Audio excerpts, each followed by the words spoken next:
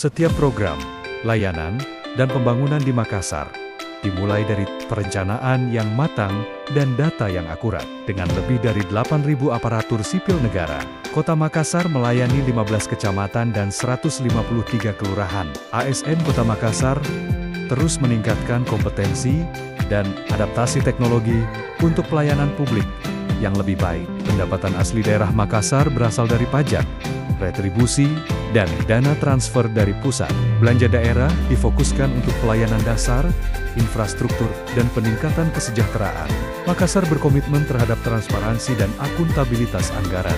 Demi kepercayaan publik, keterlibatan warga dalam membayar pajak daerah adalah fondasi kuat bagi pembangunan kota. Dengan pengelolaan yang baik dan data yang transparan, Makassar terus melangkah sebagai kota yang cerdas, tertib, dan melayani.